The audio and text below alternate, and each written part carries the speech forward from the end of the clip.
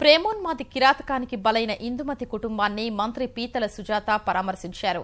ఏలూరు ప్రభుత్వాసుపత్రి వద్ద కుటుంబ సభ్యుల్ని కలిసి సంఘటన నేపథ్యాన్ని అడిగి తెలుసుకున్నారు. పోలీసులకు ఫిర్యాదు చేసినా పట్టించుకోలేదని సుజాత తల్లిదండ్రులు మంత్రి దృష్టికి తీసుకొచ్చారు. నిందితుల్ని కఠినంగా శిక్షించాలని కన్నీరు మున్నీరయ్యారు.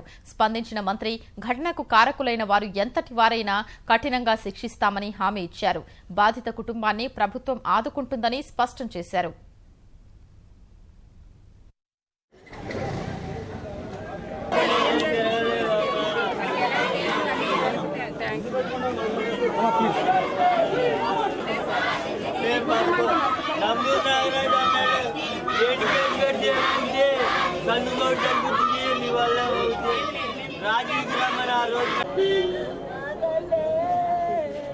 దురదృష్టకరం, బాధాకరం అండి. నేను ఇమీడియట్ గా నిన్న ఈవినింగ్ నాకు తెలిసిన వెంటనే నేను డిఐజీ గారితో మాట్లాడాను, ఎస్పీ గారితో మాట్లాడా, కలెక్టర్ గారితో మాట్లాడి ఇమీడియట్ గా విచారణకు ఆదేశించాము.